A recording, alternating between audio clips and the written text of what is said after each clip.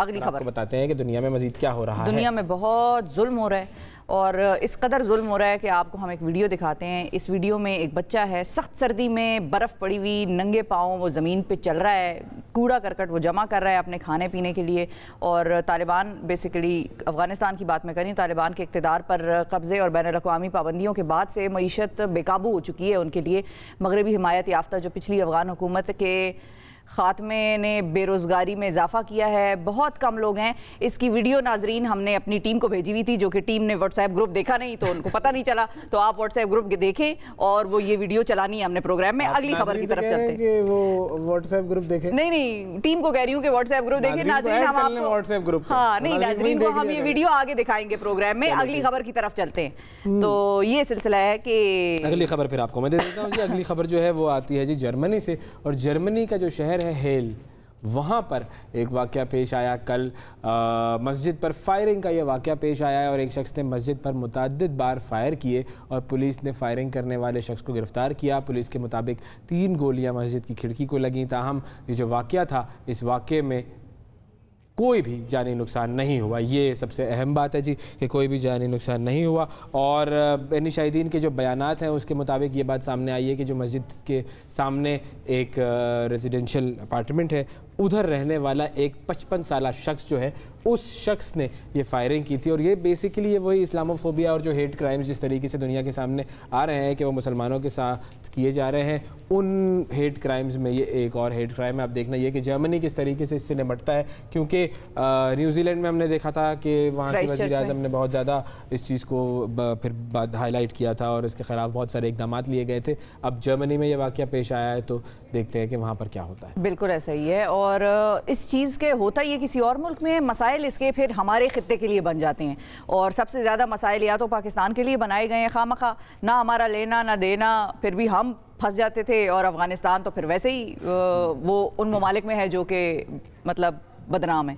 तो आगे बढ़ते हैं और आपको बताते हैं कि इर्तुगरुल का बड़ा फीवर था पाकिस्तान में पिछले कुछ अरसे से और अभी तक जारी है। लोग PTV पर और मुख्तलिफ जिन चैनल्स पर इर्तुगरुल की मुख्तलिफ जो एपिसोड्स हैं या जो सीरीज़ हैं वो चल रही हैं, लोग बड़ा शिश लगा के टिकटिकी बांध के बैठ के देखते हैं। लेकिन इर्तुगरुल गाजी के मशहूर किरदार अर्तुग बे तवील अरसे से कैंसर में मुब्तला रहे हैं और कैंसर की ट्रीटमेंट ज़ाहिर है उनकी चलती रही, लेकिन वो इंतकाल कर गए।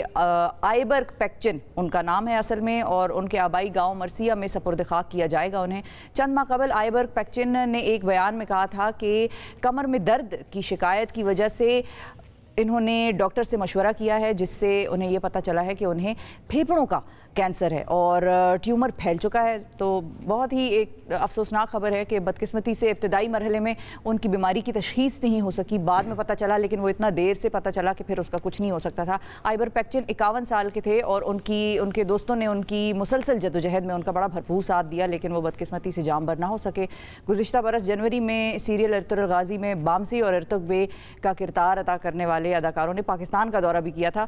और मैं अब थोड़ा सा ज़रा मैं मार्जिन ले लूँगी, एक तस्वीर भी नाज़रीन आपको दिखाते हैं जिसमें कि मैं भी अर्तुग बे के साथ खड़ी हूँ और अर्तुग बे से पाकिस्तान में मेरी मुलाकात हुई थी। और बड़ा वैस डाउन टू अर्थ हम्बल इंसान, मतलब आप कहें कि बैठे हुए थे अपने कोने में, लोग जा के उनसे मिल रहे हैं। फिर थोड़ी देर बाद उनको शायद तुर्की ज़बान में किसी ने कहा कि ये सब आपसे मिलने आए हुए हैं, तो बड़ा हैरान होकर देख रहे थे। उनको ये अंदाज़ा नहीं था कि पाकिस्तान में इर्तुगरुल क्या है, तो वो बड़े आराम से खामोशी से मेहमानों की तरह एक साइड पर बैठे हुए थे। थोड़ी देर बाद उन्होंने उनको बताया कि भाई ये लोग आपसे मिलने आए हुए हैं, पाकिस्तान के बाकी भी लोग थे। तो वहाँ पर फिर वो आए, दरमियान में खड़े हुए और बच्चों के फ़ोन लेके तस्वीरें उनके साथ खींच रहे हैं, सेल्फियाँ ले रहे हैं। तो बहुत ही हम्बल शख्सियत, और अल्लाह ताला जो है उनको गरीक रहमत करे। इन्होंने भी जो है वो बताया होगा सारे लोगों को कि शिफा से मिला था और वो भी बड़ी डाउन टू अर्थ थी। बताया होगा, बिल्कुल बताया होगा, और क्या है बात है। लेकिन ये कि अल्लाह ताला इनको अपने जवार रहमत में जगह दे, बहुत सारी दुआएं इनके लिए। और ज़ाहिर है वो जो फनकार होता है, जब उसका काम सारी दुनिया में जाता है तो वो उसके लिहाज से जाना जाता है, उसके लिहाज से सारे लोग जो है वो उससे मोहब्बत करना शुरू हो जाते हैं। अगर आप एक ऐसा किरदार कर रहे हैं जो कि लोगों के दिलों के करीब है, या किसी ऐसे आप प्ले में या ड्रामे में या सीरीज़ में है कि जो कि बहुत ज़्यादा पॉपुलैरिटी हासिल करती है, तो बस फिर लोगों के आप घर का फ़र्द बन जाते हैं। और उस शख्स की पर्सनैलिटी की इवैल्यूएशन उस किरदार के साथ होती है। किरदार तो लोगों को पसंद होता ही है, हालांकि वो किरदार से से मोहब्बत, हाँ, किरदार से मोहब्बत करते हैं, लेकिन उस शख्स से मोहब्बत करने लग जाते हैं जब वो उनको हम्बल मिले। और अगर आगे से उसमें एरोगेंस हो, एटीट्यूड हो, जरा उसके दिमाग जो है सातवें आसमान पर हो, आंखें, तो फिर लोग कहते हैं कि भाई टीवी पे जो बंदा पसंद था अब तो वो भी नहीं अच्छा लग रहा। तो वो एक पर्सनैलिटी का आपका जरूर एक लिंक होता है। अच्छा, अफगानिस्तान की खबर की तरफ हम आपको लेकर चलते हैं। और अफगानिस्तान में एक जो वीडियो का मैं जिक्र करी थी वो आ गई है व्हाट्सएप ग्रुप से फाइनली हमारे पास, वो आपको दिखाते हैं। बहुत ही गर्दिश करी है और लोग बड़े ही परेशान हुए, बड़ी डिस्टर्बिंग किस्म की ये वीडियो है। वो बच्चा चलता हुआ आ रहा है, आप देखें शदीद सर्दी है, पाँव में उसके जूते नहीं है, नंगे पाँव वो चल रहा है और बड़ी साफ पश्तो बोल रहा है। जो शख्स उससे इस वीडियो में गुफ्तगू कर रहा है वो बड़ी साफ बोल रहा है, तो सुनने वाले हमारे पेजेस पर भी जाके देख सकेंगे, उनको समझ में आएगा। जो सिंपल पश्तो भी अगर समझ लेंगे तो उनको समझ में आएगा। और थोड़ा सा सुनवा दें कि ये बंदा जो है इस बच्चे का इंटरव्यू काइंड ऑफ चीज़ ले रहा है, तो वो उसको क्या कहता है। شكدلي دي ياخدنا كي كده خواورة ده كانت ترى كده بخيدي اوف देख रहा है कि पाँव कितने ठंडे हैं उसके। خدای دې رحم وکي دا خواورة ده کنه په دغه واوره کې څنګه خپلو سي بخيزي। और फिर बंदा कह रहा है बर्फ पड़ी हुई है, देखे पीछे।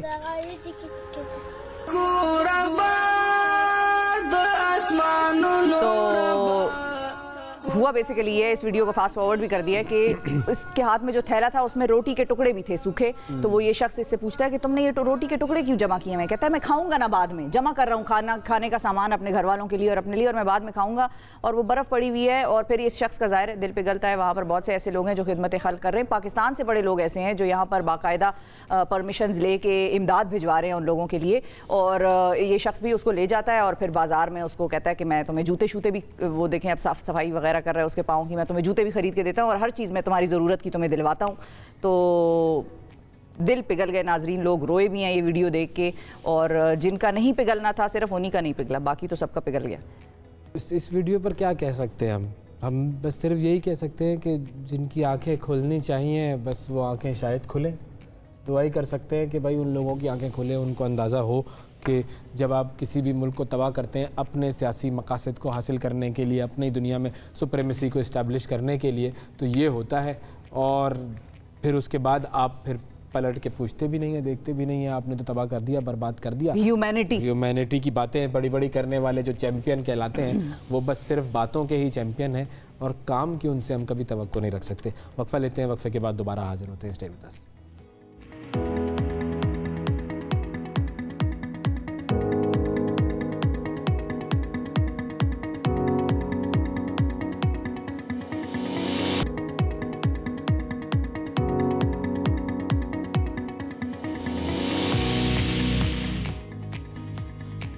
Welcome back to the program नाजरीन। लकी ईरानी सर्कस वैसे आपने देखी है? हम लकी ईरानी सर्कस की बात करने लगे अब हैं? तो और किसकी बात करने लगे? अच्छा, नहीं करने लगे क्या? लकी ईरानी सर्कस से आपको वाकिफ कराएंगे, लेकिन फिलहाल जो है वो मैं आपकी आंखों का इम्तिहान लेना चाहता हूँ। अच्छा जी, वो बिल्कुल। क्या है? और वो आंखों का जो इम्तिहान है वो किस तरीके से लूंगा कि मैं आपको दिखाऊंगा कुछ तस्वीरें। हाँ। और आप कुछ तस्वीरें देखने के बाद आप देखिए कि उस तस्वीर में गलती क्या है। ठीक है जी? Mistake, identify the mistake. जी, अभी तो फिलहाल हमने ये मिस्टेक आइडेंटिफाई कर ली। कौन सी वाली? लकी ईरानी सर्कस चले गए थे लेकिन आना क्योंकि कान में बता दिया गया कि गेस्ट रेडी है। गेस्ट रेडी है ना भाई, तो इसलिए मैंने तो यही करना था, और क्या करूं। तो नाजरीन आप कॉल्स कीजिए, आपके सामने हम रखेंगे तस्वीर, एक मतलब टेलीविजन की स्क्रीन पर रखेंगे एक तस्वीर, और वो जो तस्वीर है उस तस्वीर में कोई ना कोई गलती होगी। अच्छा, आप देखेंगे, उसको जज करेंगे कि भाई इसमें गलती क्या है। कोई बुनियादी गलती हो सकती है, कोई बेसिक गलती हो सकती है, कोई ऐसी चीज होती है जिसमें आमतौर पर नजर नहीं जाती लेकिन हम समझ रहे होते हैं कि वो सही है। बचपन में इस तरह की बड़ी तस्वीर हमारे सामने आती थी। एक आती थी फर्क बताइए वाली तस्वीरें, सही है, जिसमें आप एक तस्वीर देखते थे कि उसके अंदर एक दो बिल्कुल सिमिलर तस्वीरें होती थी और उन तस्वीर के अंदर जो है वो उसमें कोई एक बेसिक फ़र्क होता था। अब ये वाली जो है आपने एक सिंगल तस्वीर आपको दिखाई जाएगी और आप बताएंगे कि उसमें क्या फ़र्क है। और आप लोग जो कि हमारा प्रोग्राम देख रहे हैं वो कॉल कीजिए, और कॉल करने के बाद आपने बताना है अगर आपने बूझ लिया है कि वो गलती क्या है। दिखाएं जी पहली तस्वीर, ये जो तस्वीर है इस तस्वीर के बारे में गलती बताएं जी, क्या गलत हो रहा है। ओके जी, चले फुल स्क्रीन भी कर सकते हैं इस तस्वीर को ताकि अगर कोई ज़्यादा करीब से देखना चाहे तो वो देख ले, लेकिन ये है कि ये तस्वीर ठीक है, ये इतनी ही है। बताएं शिफा, आपका क्या ख्याल है? मैंने तो देख ली है। आपने देख ली? हाँ, देख तो ली, गलती देख ली, गलती भी ढूंढ ली। हाँ ढूंढ ली है, लेकिन ये कि क्या हम बताएंगे या कॉलर्स का वेट करें? अगर कॉलर आ जाए तो अच्छी बात है, लेकिन मुझे समझ में नहीं आया अभी तक कि ये बंदा जो है ये फ्रूट चुन रहा है और झाड़ी में स्ट्रॉबेरी वगैरह लगी हुई है और ये चुन रहा है, इसमें प्रॉब्लम क्या है? इस तस्वीर का क्या मामला है? स्ट्रॉबेरी जमीन पे उगती हैं क्या?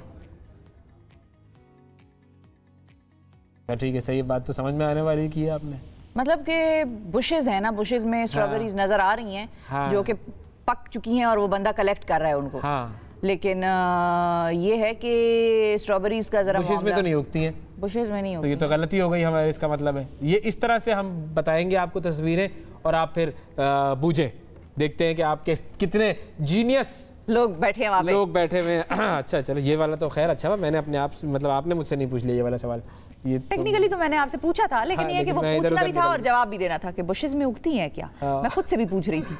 मैं अपने भी दिमाग चलो, ठीक है, की कार्रवाई को जारी रखे हुए थी। अगली तस्वीर लेकर आए भाई। ये तो तस्वीर में हमें समझ में आ गया कि जी क्या हो रहा है। ओके चलो जी, अच्छा, ये ये क्या हो रहा है, ये तस्वीर जो है। अब हमारे साथ अगर कोई कॉलर है तो हम उनसे पूछ लेते हैं, लेकिन ये एक तस्वीर है, जिसमें ये आंटी खातून शीशे है में जो देख रही है खुद आईने को। में देख रही हैं अपने आप को। अब इस तस्वीर में क्या गलती है ये आप लोगों ने बताना है। ये खातून आईने में अपने आप को देख रही हैं और आईने में अपनी टोपी सही कर रही हैं, या अपने आप को वो आंटी जो है वो स्टाइल दे रही हैं। चच्ची जो है, ये चचा बोलते थे ना पहले हम, तो ये चच्ची हैं। चच्ची जो है वो तस्वीर में अपने स्टाइल देख रही हैं कि भाई वाह मैं कैसी लग रही हूँ, कि सोहनी लग रही हूँ मैं, केडी सोनी, एडी सोहनी वाह वाह वधिया लग रही है, वधिया। ऐसा कुछ कह रही होंगी ये, और मुस्कुरा भी रही लेकिन है। हाँ, ऐनक पहनी है आंटी ने। हाँ तो ठीक है, ऐनक पहनी है, इसमें तो कोई गलती वाली बात ही नहीं है। हाँ, टोपी भी पहनी है। हाँ और ठीक है, अच्छा, got it, got it, got it नाज़रीन। ये अरे बदल क्यों दी है? अभी तो उस पे कॉलें आ रही हैं। अभी तो लोग बताएंगे, बदल क्यों दी है? वापस वही लगाएं। ये हमारे बूझने के लिए नहीं है, ये आवाम के बूझने के लिए। बिल्कुल, हमने तो बूझा हुआ है, हमें तो पता भी है आंसर्स का, आवाम ही बूझेगी। हाँ, ये तस्वीर चूंकि सही है भाई, सही है, फेयरली सिंपल। हाँ, फेयरली सिंपल, कॉम्प्लिकेशन नहीं लग रही। हाँ, Fairlie simple, a bit technical शायद, जो कि अभी अगर आप शीशे के सामने नहीं खड़े तो आपको वो बात समझ नहीं आएगी। हाँ, लेकिन फौरन जाके शीशे के सामने खड़े हो, हाथ हाथ हिलाएं होते हैं। हाँ, हाथ हाथ हिलाएं, मूवमेंट करें ताकि पता चले क्या हो रहा है शीशे में। कॉल्स डिस्कनेक्ट क्यों हो रही हैं हमारे सामने जो आ रही हैं? अमजद साहब हैं जी, इस्लामाबाद से। अस्सलाम वालेकुम जी। सबसे पहले तो बहुत बहुत शुक्रिया कि आपसे बात हो रही है और माशाल्लाह बहुत अच्छा प्रोग्राम है आपका। Thank you sir. इस तस्वीर में जो चीज नजर आ रही है वो हाथ का फर्क है। अच्छा, हाथ का फर्क मतलब कि दायां हाथ इस तरफ उठाया हुआ है और उधर से लेफ्ट नजर आ रहा है। क्या बात है, क्या बात है। आंटी जो सामने खड़ी हुई है, उनका लेफ्ट हैंड है, लेकिन और शीशे में राइट नजर आ रहा है। बिल्कुल सही है। क्या बात है, जबरदस्त अमजद साहब, जबरदस्त पकड़ा भाई, गुड, शाबाश शाबाश अमजद साहब, बहुत शुक्रिया। आ गए आपने। 5 करोड़ रुपए का इनाम आपके लिए, बस हमें कहाँ से देगा? बहुत शुक्रिया। ठीक है, एक शर्त पे इनाम दूंगा मैं आपको 5 करोड़ का। क्या? तो शर्त पहले मेरा तो निकले। इनाम लेकर वापस कर दीजिएगा पैसे। सही है जी, थैंक यू अमजद साहब, बहुत शुक्रिया जी, गुड। अगली तस्वीर पे लाएं जी। हारिस साहब है हमारे साथ कसूर से। अस्सलाम वालेकुम। वालेकुम सलाम, आपकी क्या हाल है? बिल्कुल ठीक ठाक। हारिस भाई कैसे हैं?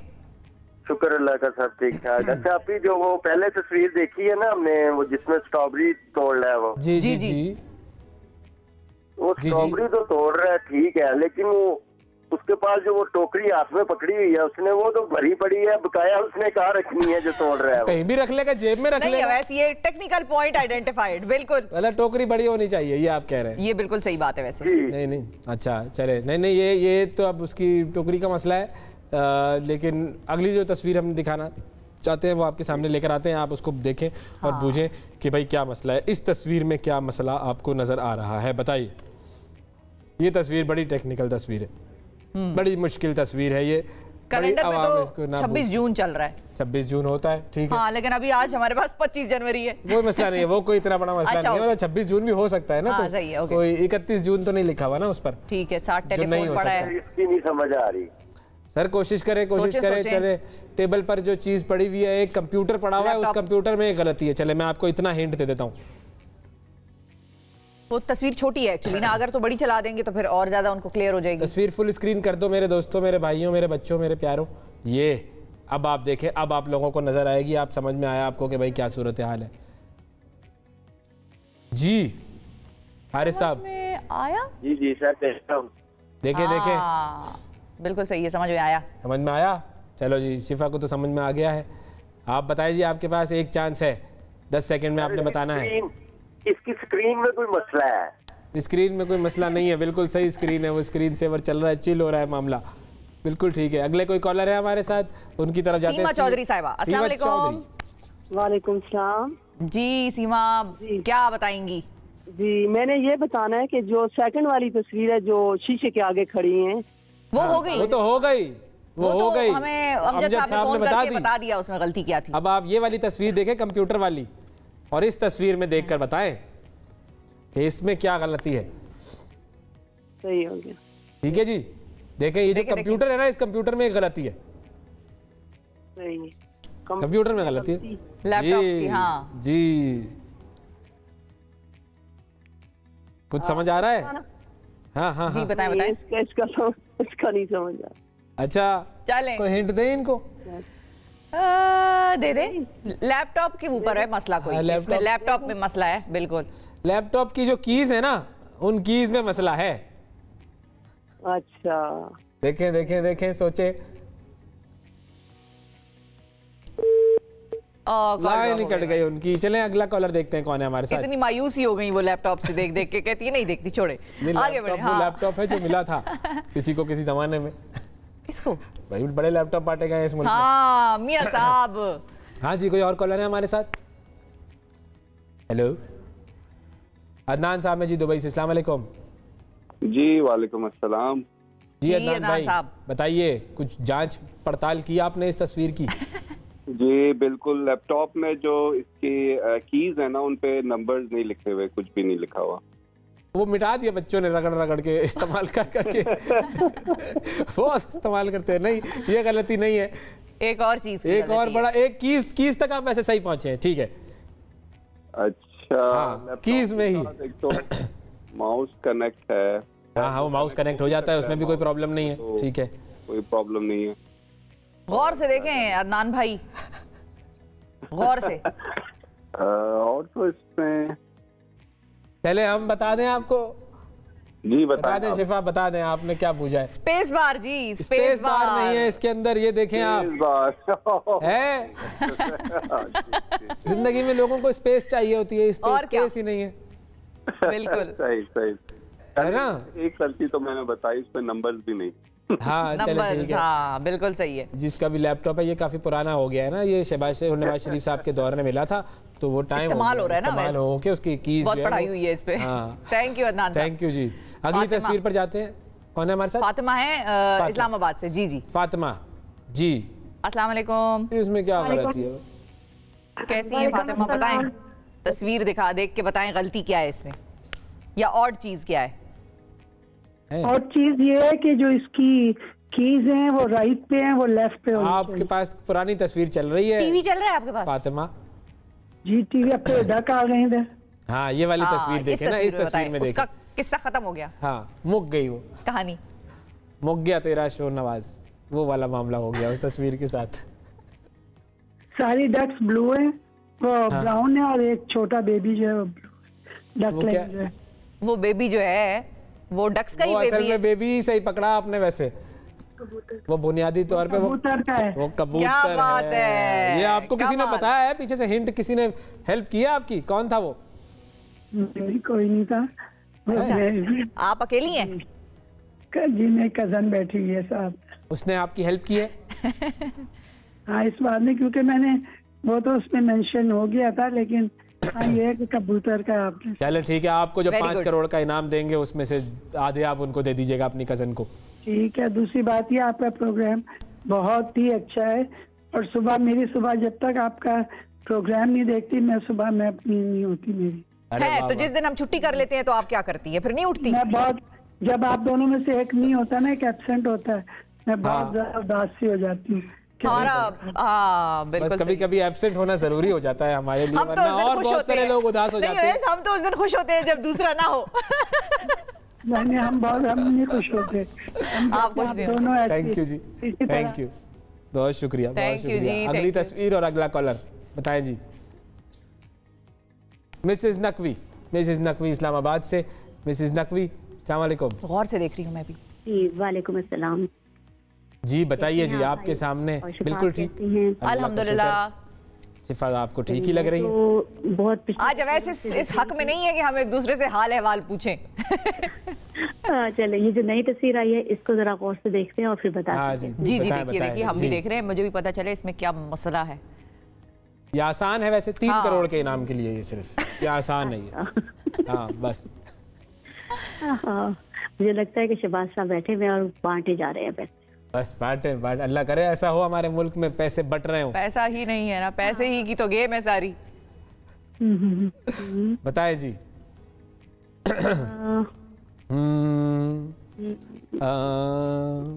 अच्छा, बड़े गौर से देखें, वैसे सिंपल है, 3 मिस्टेक्स हैं इसमें, सामने ही है बिल्कुल। जी जी, इसमें मुझे लग रहा है जो आप कैपिटल करते हैं इसकी 2 कीज बनाई हुई हैं। हाँ बिल्कुल बिल्कुल सही है, बिल्कुल सही है। वो जो शिफ्ट की होती है 2 दफा लेफ्ट साइड पर, वो 2 दफा बनाई हुई है। ठीक है, शाबाश। 1 करोड़ का इनाम आपका हुआ। नहीं आ रहा। दूसरा क्या आपने बताया? फोन नंबर आ रहा है, कह रही है नजर नहीं आ रहा कीबोर्ड। अच्छा ओके, फुल स्क्रीन कर दे भाई ये तस्वीर।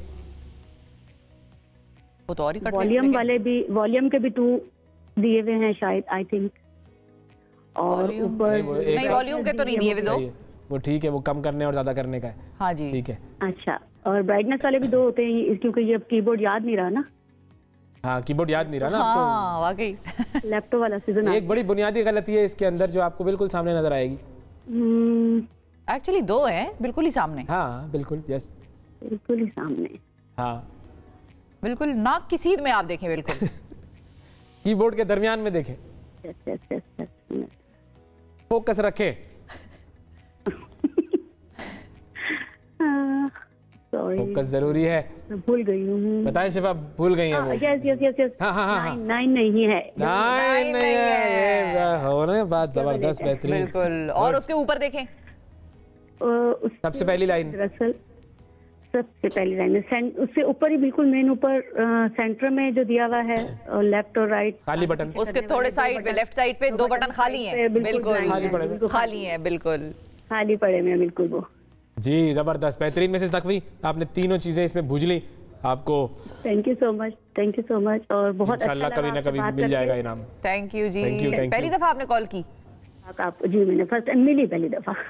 अच्छा, क्या बात है, जबरदस्त। गुड, करती रहिएगा। आपको जिंदगी सलामती दे और हमेशा खुश रखे। थैंक यू जी, थैंक यू, बहुत शुक्रिया जी। ओके जी, तो वाइंड अप करें ये सेगमेंट। बिल्कुल, आखिरी एक कॉलर है, उनको ले लेते हैं, उनके बाद फिर हम। कौन है जी कॉलर हमारे साथ? आयशा कराची, बताएं जी आयशा। अस्सलाम वालेकुम। जी वालेकुम सलाम। ये कीबोर्ड जो है इसके ऊपर सामने जो कीबोर्ड मुक गया आयशा, कीबोर्ड मुक गया। किस्सा पारीना हो गया। मिसेस नकवी ले उन्हीं 3 करोड़ रुपए, 3 गलतियां बता के अब आपके सामने ये वाला है। मेरी पे कॉल होल्ड पे, मुझे तो यही नजर आ रहा है स्क्रीन बोर्ड वाला। ओके अच्छा, रिस्ट वॉच। हाँ बदल गया जी, रिस्ट वॉच पर 3 गलतियां इसमें भी। जी, 3 मिस्टेक्स। लेफ्ट साइड का जो इसका जो है वो उस पे 2 दफा 9 आया हुआ है। वाह, और 10 नहीं है जी, इसके अंदर 10 नहीं है। वेरी गुड, क्या बात है, वेरी गुड, जबरदस्त, शाबाश, क्या बात है। बड़ी आपने फौरी तौर पर तेजी से ऑब्जर्व कर लिया। आप क्या अक्सर गलतियां ढूंढती रहती हैं लोगों में? नहीं जी, मैं आपका प्रोग्राम बहुत बाकायदे से देखती हूँ, माशाल्लाह। I like the program very much. Thank you Ayesha, बहुत शुक्रिया। आपका जो कॉन्टिन्यूस जॉब की लाइक जो भी है, like I like very much. जो भी है सही है। आपका सबसे फेवरेट सेगमेंट कौन सा होता है हमारे शो में मोस्टली, जो आपको पसंद हो देखना? जो आप लोग नए नए यंगस्टर्स को बुलाते हैं, जो नई नई इनोवेशन डिस्कस करते हैं, वो बहुत अच्छी होती है माशाल्लाह। बस दुआ करें कि ट्रैवल आपका डॉक्यूमेंट्री था, वो भी बड़ा अच्छा था, बहुत अच्छा। ट्रैवल का बिल्कुल, थैंक यू, बहुत शुक्रिया आयशा। हमारे लिए दुआ करती रहिए कि हम इसी तरीके से आपके लिए अच्छे अच्छे प्रोग्राम लेकर आते रहे, अच्छे अच्छे सेगमेंट बनाते रहे, और आप लोगों के जो भी आइडियाज़ हो वो आप हमें हमारे सोशल मीडिया पर दे सकते हैं। बिल्कुल जी, सिंपल, सोशल मीडिया हमारा सबके लिए अवेलेबल, खुला हुआ है। नाजरीन, वक्फा लेते हैं, वक्फे के बाद दोबारा हाजिर होते हैं। Stay with us.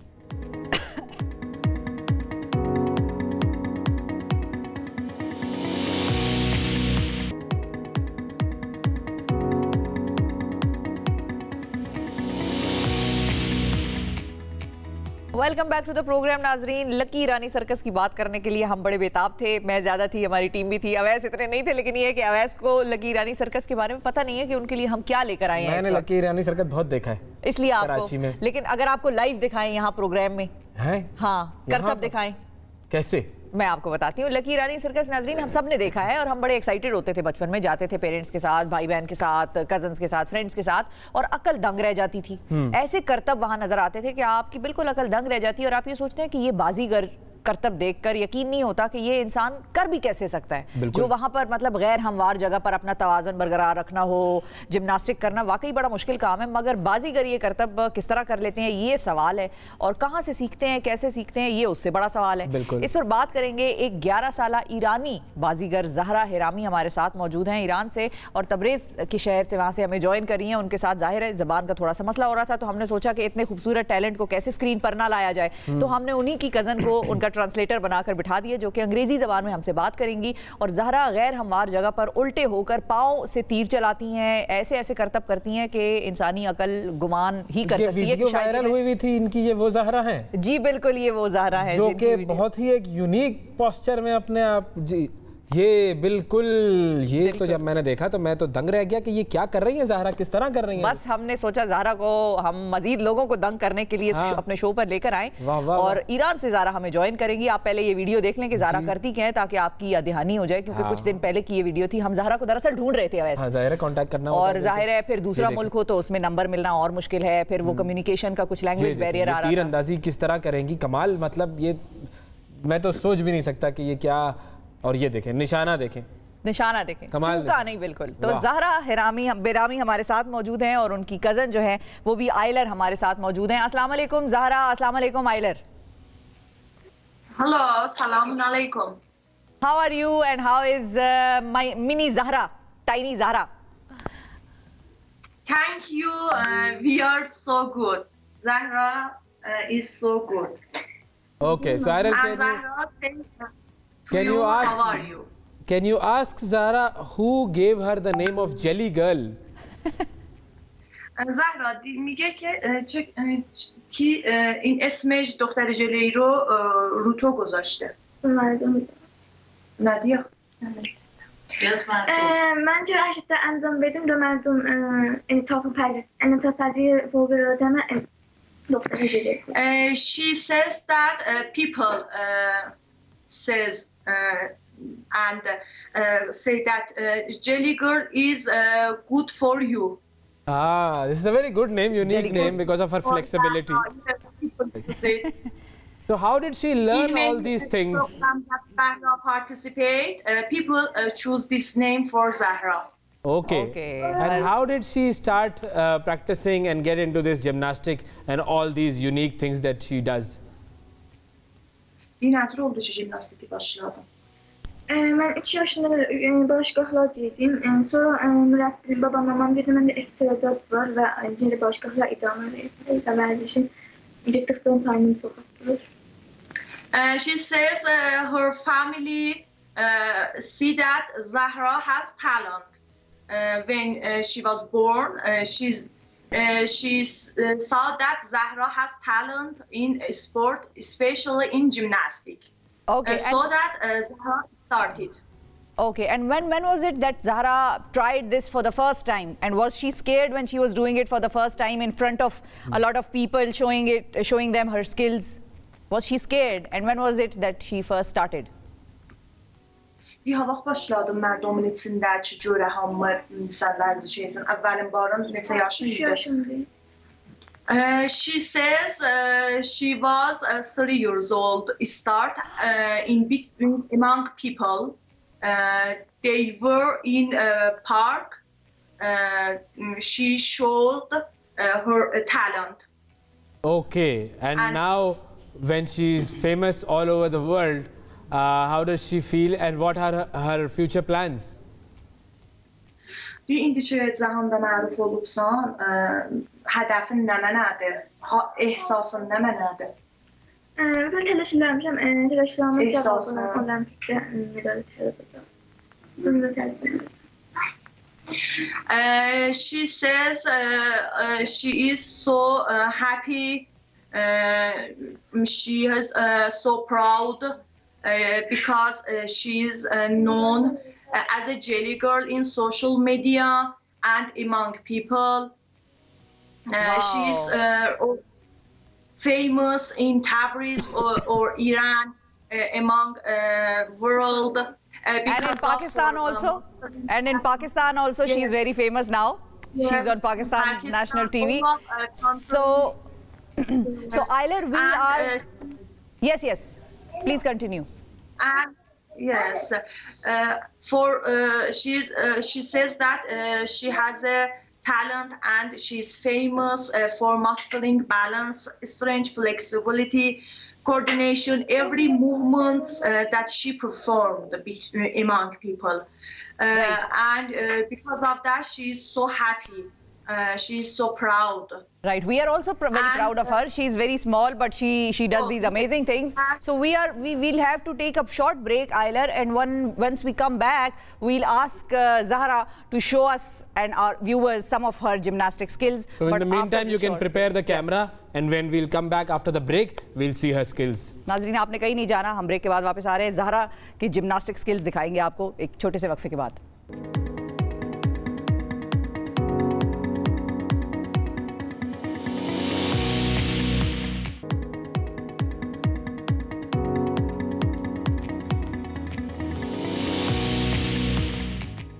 Welcome back to the show, everyone. We have Ayler and Zahra Bayrami from Iran with us, and Zahra is an 11-year-old gymnast, and she is going to show her skills to us and to all of you. So Zahra and Ayler, are you both ready? Yes, we are ready. So we are also ready and very excited. So let's just start. Yes, Zahra can show for a moment. Okay, yes, please. We are ready. Waiting for you. Start, Zahra. Yes, start. Başla Zahra.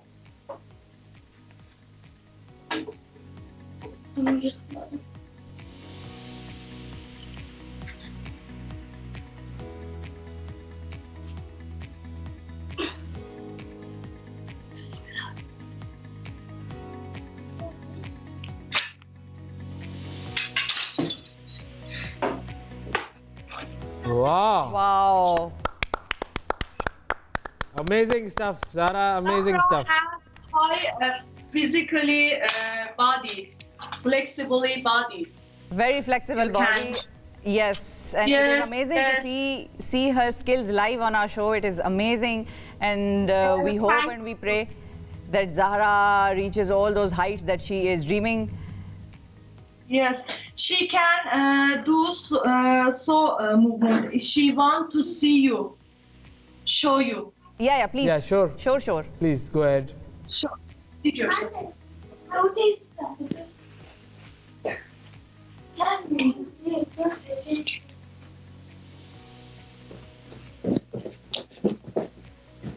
Oh, wow, what a speed. Like, yes, speed.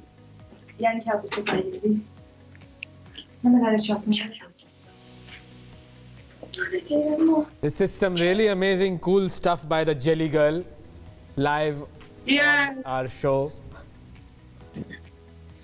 Oh, she is amazingly flexible. Yes, you can see it's true, and you can see why people say to him Jelly Girl. Yes, now we have actually understood why she's called the Jelly Girl. Yes, she's really Jelly Girl. Thank you, Zahra, for showing us all these amazing skills that you have. And we wish you best of luck for the future. A lot of prize. Oh my God. Oh my God. Yes. Even she wants to show you.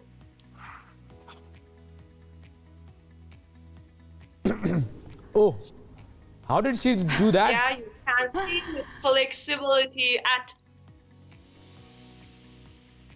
Zahra's body.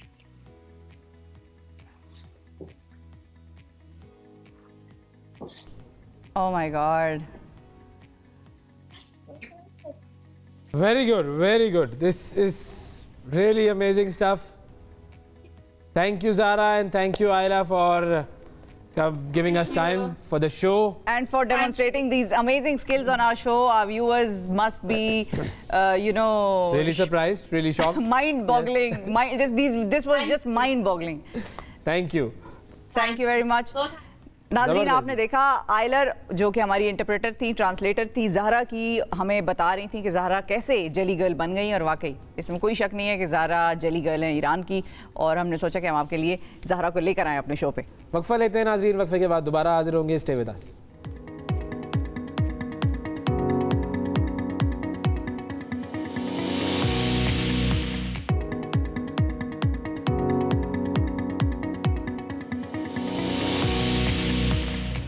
Welcome back to the program नाजरीन। अब आपकी मुलाकात कराते हैं एक सियासी और समाजी शख्सियत से जो कि पिछले 14 साल तक कुछ अरसे, बल्कि उससे खैर तवील अरसा होता है जब आप एक काम शुरू करते हैं, उसकी प्लानिंग होती है, लेकिन 14 साल तक कम व बेश वो एक स्कूल चलाते रहे हैं बच्चों का, और लोगों में इल्म की शम्मा रोशन करते रहे हैं, हमारे बच्चों में, हमारे मुस्तकबिल में। छोटे छोटे गाँव और देहातों में अब वो सेहत की सहूलियात के लिए काम कर रहे हैं, साफ़ पानी की फराहमी का मिशन लेकर वो चल रहे हैं। साहिवाल से ताल्लुक़ है और साहिवाल के मुख्तलिफ जो इर्द गिर्द के इलाके हैं वहाँ पर हम उनका काम उनसे जानेंगे कि वो क्या काम करते हैं। पीटीआई के सदर भी रहे हैं अपने ज़िले के, और उन्हीं से आपकी मुलाकात कराएंगे आज के हमारे प्रोग्राम में, लेकिन एक छोटे से वक्फे के बाद।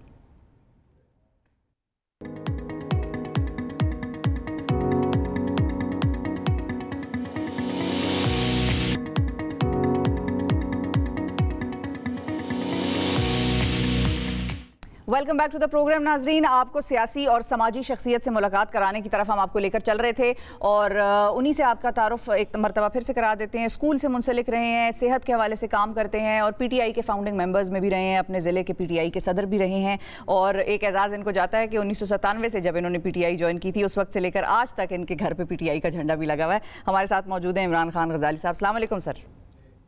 वालेकुम अस्सलाम। बहुत शुक्रिया, आपने वक्त निकाला प्रोग्राम के लिए। लेकिन ये ज़रा कहानी हम सुनेंगे कि ये रिकॉर्ड बनाया हुआ है आपने कि 1997 से लेकर आज तक आपके घर पे पीटीआई का झंडा लगा हुआ है और ये उतरा नहीं है। वो बेसिकली खान साहब जिस दिन पहले दिन तशरीफ़ लाए थे मेरे घर, तो मैंने बग़ैर चांद तारे वाला 2 रंग का ग्रीन और रेड वो सिलवा के दर्जी से लगवाया था। तो मेरी वालदा ने मुझे कहा था कि ये ध्यान करना, ये जो फ़ैसला कर रहे हैं उस पर कायम रहना। और वो झंडा लगाने के बाद फिर मैंने आज तक वो झंडा उतारा नहीं है। जो भी दौर गुजरा उसमें झंडा वो लगा हुआ है। हर 4 महीने बाद वो चेंज होता है। अगस्त में पाकिस्तान का झंडा लगाता हूँ, फिर दोबारा पीटीआई का झंडा लगा देता हूँ, और अल्हम्दुलिल्लाह वो पूरे साहिवाल में मशहूर है कि इस घर पे पीटीआई का झंडा और लगा हुआ है। तो आप बुनियादी तौर पर फाउंडिंग मेंबर हैं, तो आप कितना मुतमईन हैं हुकूमत में आने के बाद पीटीआई की कारकर्दगी से? वादे जो पूरे करने थे वो पूरे बहुत सारे हुए हैं, बहुत सारे नहीं हुए, आपका क्या व्यू पॉइंट है? बेसिकली खान साहब का जो विजन और खान साहब की जो गुफ्तगू पहले दिन मेरे सामने मेरे साथ जो हुई थी, वो उन्होंने कहा था self esteem, education for all और जस्टिस फॉर ऑल। वो आज तक आप उनकी तकरीरें सुने, उनकी गुफ्तगू सुने, वो उसी के ऊपर वर्किंग हो रही है। ये अगर बोल नहीं रहे लेकिन वर्किंग उसी के ऊपर हो रही है।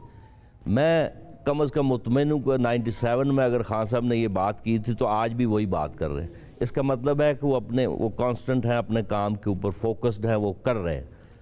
कामयाबी नाकामी वो रब के हाथ में, हमारा काम है उसके ऊपर वर्किंग करना। खान साहब मुसलसल तगदो में, मुसलसल जद्दोजहद में, जैसे वो खुद सेल्फलेस है, वो चाहते हैं कि उनके वर्कर्स, उनके MNAs, उनके MPs भी वैसे ही सेल्फलेस हों।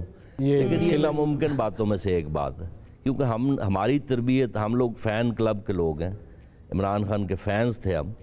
हमारी तरबियत 40 साल का जो नून लीग का दौर था वो तरबियत है हमारी। हमने वो देख के सियासत सीखी है। वो सियासत कुछ और थी, खान साहब की सियासत डिफरेंट, टोटली डिफरेंट है। उसके लिए बड़ी तगदो और जद्दोजहद की ज़रूरत। मैं मुतमईन हूँ कि खान साहब ठीक जा रहे हैं, उनका रास्ता ठीक है, उनकी लाइन ठीक है। हम उसको हाईलाइट नहीं कर पा रहे, ये हमारी बैड लक है। वो बहुत बड़ी कमज़ोरी। आपकी जो शख्सियत है वो खिदमत और सियासत का एक इम्तिजाज है, ये कॉम्बिनेशन कैसे बना? बेसिकली तो खान साहब की वजह से ही मैं सियासत में आया हूँ। और अगर आप ये देखें कि खान साहब की ही शख्सियत को देख के खिदमत का जो है, सियासत बेसिकली है तो खिदमत, बिल्कुल, उसको देखते हुए हमने दोस्तों ने मिल के ये फ़ैसला किया था कि स्कूल एक बनाएं बच्चों का, जो बच्चे आगे नहीं जा सकते, ज़रूरतमंद है। तो वो स्कूल हमने शुरू किया। मैंने उसको 12 साल अपनी ज़िंदगी के मुसलसल उसको टाइम दिया, उससे पहले भी, और अल्हम्दुलिल्लाह बड़ा कामयाब वो तजर्बा था। बेशुमार बच्चे ऐसे अच्छे स्कूलों में चले गए जो कभी जिन्होंने तसव्वुर नहीं था किया उसके गेट से गुजरने का। ये हमारे दोस्तों की मिल के हमने फंडिंग करके उनको चलाया। अल्हम्दुलिल्लाह वो बच्चे इस वक्त फर्स्ट ईयर में है, कोई सेकंड ईयर में, वो आगे जा रहे हैं। उसके बाद ये हमने मेडिकल लाइन के लिए कैंप, क्योंकि बहुत सारे गरीब लोग, हमारा एरिया जो गाँव का ज़्यादा ज़राअत का एरिया, ख़वातीन और बच्चे और मर्द जो हैं जी, वो ज़्यादातर वो शहरों की तरफ उनका रुख नहीं होता, रुझान नहीं होता बेसिक हेल्थ यूनिट्स में। बिल्कुल, हमने बंदोबस्त किया। हमारे एक दोस्त हैं अल्फला लेबॉर्ट्रीज़ वाले, वो हमारे साथ अटैच हुए, डॉक्टर्स अटैच हुए। हम जाते हैं, कैंपिंग करते हैं, उनके टेस्ट करते हैं। हेपेटाइटिस बी सी बहुत ज़्यादा है मुख्तलिफ़ चक्कों में, वो पानी की वजह से है। शुगर बहुत ज़्यादा है। हम वो रिकॉर्ड बना के हम कोशिश करते हैं कि गवर्नमेंट को उनके हवाले करें कि उसके ऊपर वर्किंग करें और पानी के लिए कोशिश करें। अच्छा, साफ़ पानी की फराहमी के हवाले से आप काफ़ी काम कर रहे हैं, तो उसके बारे में भी थोड़ा सा बताएं कि कहाँ कहाँ हमारे मुल्क में पानी की कमी है, किल्लत है, साफ़ पानी नहीं है, और उसके लिए क्या क्या काम होना चाहिए। ये जो पानी के मामलात हैं वो मेरे ख्याल में तो पूरे पाकिस्तान में ही ख़राब हो गए। जो ग्राउंड वाटर है उसमें बहुत सारी हमने खुद चीज़ें ऐसी शामिल कर दी हैं, खाद, पेस्टिसाइड के ज़रिए, यूरिया के ज़रिए, वो पानी पीने के काबिल नहीं रहा। सही है। वो आप कहीं भी जाके कोई भी पानी टेस्ट कर लें, वो आपको पानी ऐसा ही मिलेगा। वो मजबूरी है कि पूरे पाकिस्तान में उसको गवर्नमेंट को भी देखना चाहिए, जो लोग अफोर्ड करते हैं उनको भी देखना चाहिए, साफ़ पानी की हमें फराहमी की हर सूरत कोशिश करें। साफ़ पानी ही जो है मेन वजह है हेपेटाइटिस और बी सी जो कि फैल रहा है। ठीक है। अच्छा इमरान साहब, ये बताएं कि साहिवाल मशहूर है मज्जों के लिए, पंजाब का वो खित्ता दूध के लिए मशहूर है, एग्रीकल्चर के लिए मशहूर है, आप खुद ज़मींदार हैं। हमारे यहाँ क्या मसाइल हैं ऐसे कि हमारे यहाँ कोई चीज़, हर चीज़ में मसला आ जाता है। हम सबसे ज़्यादा पैदावार होती है हमारे यहाँ गंदम की, लेकिन वो एक्सपोर्ट कर देते हैं, फिर शॉर्टेज हो जाती है, फिर गंदम की महंगाई हो जाती है, फिर कीमतें बढ़ जाती हैं। मतलब गवर्नमेंट क्या करे, और अजीब सी एक सूरत हाल है। ये क्यों इतने हमारे मसाइल हैं despite being an agricultural country? जो बेसिक चीज़ है ना जी, वो आज से 25-30 साल पहले हर ज़िम्मेदार सब्ज़ी लगाता था अपने लिए। तो 30 साल पहले की बात। अब तकलीफ दे बात यह है, एक ज़िम्मेदार 1 एकड़ का है और एक ज़िम्मेदार 10 मुरब्बे का है। दोनों ही रेडी पे सब्ज़ी खरीदने के लिए खड़े होते हैं। गवर्नमेंट को चाहिए कि एक इनिशिएटिव है बहुत मामूली और बहुत छोटा, जो भी लैंड होल्डर है, मैं हूँ, आप हैं, कोई भी है, उनको पाबंद किया जाए कि आप 5 मरले सब्ज़ी आपने हर सूरत सीजनल लगानी। ये जितना ज़्यादा प्रेशर मंडियों पे महंगाई का शोर होता है, ये अगर वो 5 मरले सब्ज़ी लगी हो तो 5 मरले सब्ज़ी से 5 घर चलते हैं। बेसिकली अगर ज़िम्मेदार को आप देखें बनज़र गौर, उसका जांचें, उसका जायज़ा लें, ज़िम्मेदार को अल्लाह ताला ने अपनी एक सिफ़त दी हुई है, या रज़ा को, बिल्कुल, अल्लाह ताला माफ़ करे, बिल्कुल, ये सिफ़त है ज़िम्मेदार के पास, सिवाय एक नमक के बाकी वो हर चीज़ अपनी पैदा कर सकता। लेकिन बदकिस्मती ये है कि हम इतना पैसे के पीछे भाग रहे हैं, ये सारी चीज़ें भूल के हमने शुरू कर दिया है कि जी पैसे कमाएं। ये छोटी चीज़ें, मैं किसी को अगर मेरे पास से कुछ सब्ज़ी ले जाए, टमाटर ले जाए, तो मुझे दुख नहीं होना चाहिए। मेरे पास से कोई गाजर ले जाए, तकलीफ़ नहीं होनी चाहिए। पहले कॉन्सेप्ट यही था। वो पूरा सिस्टम, पूरा माशरा चेंज हो गया। उसका नुकसान बेतहाशा महंगाई की सूरत में हमें मिलता है। अगर आप ज़रा तसव्वुर करें कि एक हर गाँव में तकरीबन 100 मुरब्बा ज़मीन होती है, उस 100 मुरब्बे में हर शख्स अगर 5 मरले सब्ज़ी लगाता है, तो आप सोचें कि मंडी के ऊपर प्रेशर ख़त्म हो जाएगा। बिल्कुल सब्ज़ी की ज़रूरत नहीं है। आप वहाँ मैंने बताया कि 10 मुरब्बे वाला भी रेडी पे खड़ा है, 1 एकड़ वाला भी रेडी पे खड़ा है, वो दोनों ही सब्ज़ी वहाँ से ख़रीद रहे हैं। वो दोनों अपनी पैदा करें तो मंडी जाने की, रेडी पे आने की ज़रूरत ही नहीं है। और ये बदकिस्मती है, छोटा सा काम है, रेवेन्यू डिपार्टमेंट का काम है। मुतअद्दिद दफ़ा मैंने DC साहब को वहाँ साहिवाल में कहा, कई लोगों को कहा कि बहुत छोटा काम है, आपने सिर्फ ये कहना है कि ये आप पाबंद हैं इस चीज़ के, हम आपको पानी दे रहे हैं, हम आपको फैसिलिटीज़ दे रहे हैं, आप 5 मरले सब्ज़ी लगा लें। उस सब्ज़ी लगने से मंडियों पे प्रेशर कम होगा, महंगाई करोना कम होगा। ठीक है, तो ये तो गवर्नमेंट लेवल का काम हो गया कि रूल एक लागू कर दिया जाए, लेकिन इंडिविजुअल लेवल पर हम क्या कर सकें? क्योंकि हमारे यहाँ पे गवर्नमेंट लेवल पर मसाइल भी तो बहुत है ना, कि आप बम्पर क्रॉप होती है, उसके बाद हम एक्सपोर्ट करते हैं, एक्सपोर्ट करने के बाद हमें अंदाज़ा होता है कि हमारे पास तो कमी हो गई है, तो अब हम इंडिविजुअल लेवल पर कैसे डील करें इससे? उसमें वैसा मेरी ऑब्जर्वेशन है, मैं भी आई एम रॉन्ग, मेरी ऑब्जर्वेशन ये है कि बम्पर क्रॉप में तकरीबन हर ज़िम्मेदार अपने पास गंदम रखता है अपने खाने के लिए। सही है। अब वो उसके पास गंदम मौजूद होती है, जो शहर का एरिया है उसमें गंदम लोगों के पास नहीं होती, उसमें को कमी बेशी जो है। और फिर मैं इस कदर सेल्फिश हूँ कि मेरे पास मेरी ज़रूरत से ज़्यादा गंदम पड़ी है, आपको मैं देने को तैयार नहीं हूँ, उसका रिज़ल्ट हम सब भुगतते हैं। ये सिस्टम पूरा माशरा चेंज होने वाला है, कि कल्चर चेंज होने वाला है। मेरे अंदर ये चीज़ होनी चाहिए कि मैं अगर 10 किलो या 1 मन से आपकी ज़रूरत पूरी कर सकता हूँ तो मुझे करनी चाहिए। लेकिन ये हमारी सोच ये होती है कि ये 2000 रुपये है, ये जब ज़रूरत पड़ेगी मुझे गंदम की क्रॉप आने वाली होगी, ये 3000 की बिकेगी। मैं उस चक्कर में होता हूँ कि 1000 फालतू कमा लूँ। सही। तो ये तो फिर बुनियादी तौर पे माफिया बन गए हैं ना सारे। अब जब माफियाज हैं उनको कैसे हम ठीक कर सकते हैं? मतलब चीनी का माफिया है, वीट माफिया है, कब्जा माफिया है, हर तरह के माफिया, माफिया ही माफिया है। ये माफिया तो हम खुद ही हैं जी, बाहर से तो कोई नहीं आए। मैंने ही माफिया, मेरा ज़हन माफियाज की तरह काम कर रहा है। मैं ये सोच रहा हूँ कि मुझे ये चीज़ पैसे कैसे कमाने हैं। ये चीज़ें, ये मैंने बताया कि जो खान साहब करना चाह रहे हैं, जो खान साहब बार बार आपको उसवा हुस्ना पढ़ाने की कोशिश कर रहे हैं, हजूर नबी करीम सल्लल्लाहु अलैहि वसल्लम की वो सुन्नत आपको बताना चाह रहे हैं कि उसको उनको पढ़ें, वो यही चीज़ें बताने की कोशिश कर। माफियाज हम खुद हैं, माफियाज बाहर से नहीं आए। माफियाज यही है कि मुझे पैसे कमाने हैं, किसी भी तरीके से कमाने हैं। उसके लिए मुझे ये गम नहीं है कि भी मैंने किस किस को ज़िबा करना है। उसमें सरकारी ज़मीन है, उसके कब्ज़े हैं, उसमें ये चीनी की होल्डिंग्स है, उसमें गंदम की होल्डिंग्स है, मत बेशुमार। मैंने ख़ुद देखे हैं लोग गंदम रख के बैठे होते हैं, इसलिए कि भी आज 2000 कीमत है, कल 3000 होगी, मैं बेचूंगा। ये चीज़ें हैं, ये लोगों को चेंज करने की ज़रूरत। बिल्कुल सही है। अब कभी कब्जा माफिया की कोई बात अब हमने की है माफिया की, आप एक केस भी लड़ रहे हैं, मुकदमा लड़ रहे हैं, वो क्या है? उस केस के बारे में बताएं, वो भी कुछ कब्जा माफिया के हवाले से। वो बेसिकली एक कॉमन मैन लैंड है और मुल्हिका ज़िम्मेदारों ने अपने रकबे में शामिल की हुई।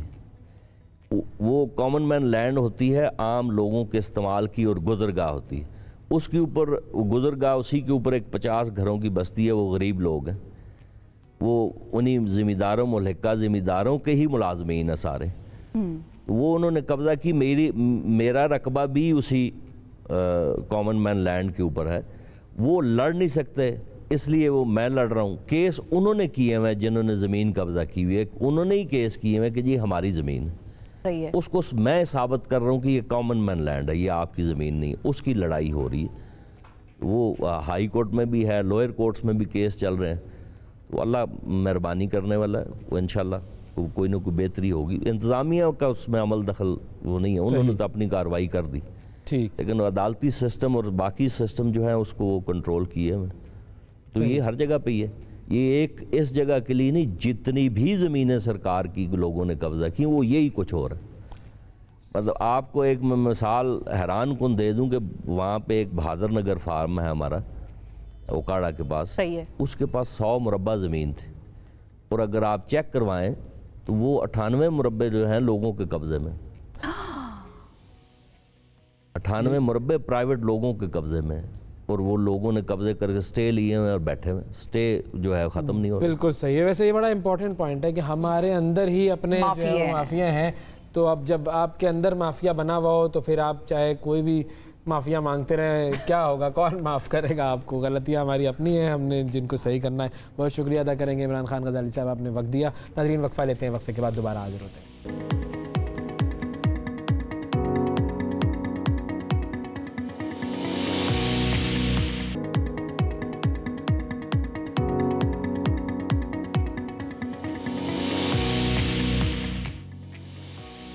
वेलकम बैक जी। पाकिस्तान इंटरनेशनल एयरलाइंस PIA पर यूरोपीय यूनियन की पाबंदियां बरकरार हैं। यूरोपीय यूनियन एविएशन सेफ्टी एजेंसी ने कहा है कि PIA की फ़्लाइट्स की यूरोप में दाखिले की बहाली से पहले वो खुद उसका ऑडिट करेंगे। यूरोपीय सेफ्टी एजेंसी ने जुलाई 2020 में PIA के यूरोप में दाखिले पर पाबंदी लगाई थी। इसके अलावा फिर एक और ख़बर आई है, वो ये कि कौमी एयरलाइन PIA की टोरंटो परवास पर तैनात फ़ज़ाई मेज़बान होटल से गायब हो गए हैं। वक़ार अहमद जदून नामी ये फ़्लाइट स्टीवर्ड इस्लामाबाद से परवाज़ PK 781 से टोरंटो पहुंचे थे और हुक्काम को फ़ज़ाई मेज़बान के गायब होने का इल्म वापसी की परवाज़ पर ना पहुंचने से हुआ। इन तमाम मामलात पर हम बात करेंगे। तर्जुमान PIA जनाब अब्दुल्ला खान साहब हमारे साथ मौजूद हैं। अस्सलाम वालेकुम सर।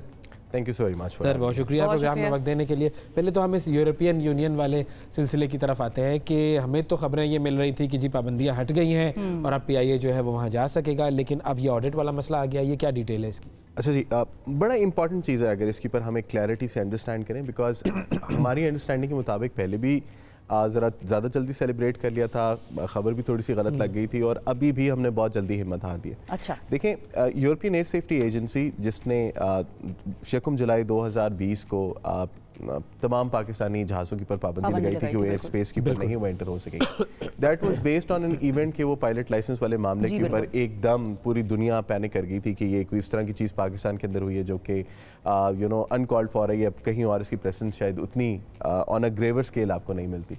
तो उसके ऊपर उन्होंने पाबंदी लगाई थी और उसके ऊपर उनके साथ कंटिन्यूसली एंगेजमेंट PIA चूँकि एक इकलौती एयरलाइन है पाकिस्तान की जो यूरोप फ्लाई करती है, तो हम उनके साथ कंटिन्यूस बेसिस पे हम उनके साथ एंगेजमेंट रखे हुए थे। उनकी एक प्री कंडीशन ये थी कि वो अपने फैसले को रिव्यू तब करेंगे जब पाकिस्तान का जो रेगुलेटर है which is Pakistan civil aviation authority international civil aviation organisation audit ऑडिट करवा ले, और वो ऑडिट जो 2008-9 से नहीं हुआ वो उसको क्लियर कर दे। उसके बाद वो दोबारा अपने फैसले को नज़रसानी करेंगे या रिव्यू करेंगे उसके ऊपर। वो ऑडिट अल्हम्दुलिल्लाह जनवरी के अंदर कंप्लीट हो गया, दिसंबर में हुआ, जनवरी में उसके रिजल्ट आ गए और जो सिग्निफिकेंट सेफ्टी कंसर्न SSC जिसको बोलते हैं वो रिमूव हो गई। ठीक है। नेक्स्ट लॉजिकल स्टेप उसका इन एनी केस ये था कि EASA ने आके दोबारा ऑडिट करना था। लिहाजा पहले ये बात कहना कि जी पाबंदियां खत्म हो गई हैं सिर्फ बिकाऊ के ऑडिट के बाद, वो गलत था। अब जो उनका जो आर्टिकल 235D है जो TCO कहते हैं, थर्ड कंट्री ऑपरेटर, यानी यूरोपियन यूनियन के अलावा किसी भी मुल्क से का कोई जहाज अगर आएगा तो that will be third country TCO। तो उसकी ऑथराइजेशन को बहाल करने के लिए वो एक ऑडिट पाकिस्तान में करेंगे। अच्छा, ऑपरेटर यानी PIA का भी करेंगे और सिविल एविएशन अथॉरिटी का भी करेंगे। तो जो ऑडिट आपने कहा कि वो दिसंबर जनवरी में करवाया गया, उसका रिजल्ट भी आ गया, ये 2008-9 से नहीं हुआ था, ये क्यों नहीं हुआ था? देखिए उसके मल्टीपल रीजन हो सकते हैं। एक बात ये है कि मतलब is it necessary for a flight, normally वो 2-2.5 साल के अंदर आपकी रेगुलेटरी नहीं, वो ऑडिट होता है पाकिस्तान में रेगुलेटरी फ्रेमवर्क के ऊपर जो कि सिविल एविएशन है। वो उनका ऑडिट नॉर्मली हर 2 या 3 साल के अंदर हो जाता है, लेकिन फॉर व्हाटएवर रीजंस वो पेंडिंग होता हुआ आ रहा था।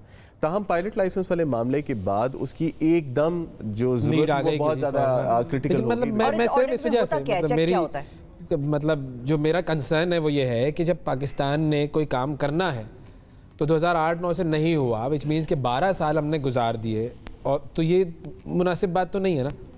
बिल्कुल ऐसा ही है। देखें वो जो ऑडिट है, जब भी कोई कमर्शियल एविएशन एक इस तरह की चीज़ है जो कि पूरी दुनिया के साथ मुंसलिक और लिंक्ड है। स्टैंडर्ड्स आपकी पूरी दुनिया में एक ही हैं जो कि कंप्लाई होते हैं। सही है। एक इंटरनेशनल सिविल एविएशन ऑर्गेनाइजेशन जो एक UN की मैंडेटेड एजेंसी है, वो दुनिया की तमाम रेगुलेटरी अथॉरिटीज़ के लिए एक एडवाइजरी बोर्ड की हैसियत रखती है और वो तमाम को आके कंप्लाई करती है कि जी ये हमारे इंटरनेशनल ग्लोबल स्टैंडर्ड से कंप्लाई कर रहे हैं कि नहीं कर रहे हैं। उसके आगे नीचे ऑपरेटर्स जिस तरह PIA है या बाकी दीगर एयरलाइन है, हमारी अपनी इंटरनेशनल एजेंसीज होती हैं जिसमें IATA है, EASA है, FAA है जो कि हमें रेगुलेट उसके ऊपर करवाती हैं।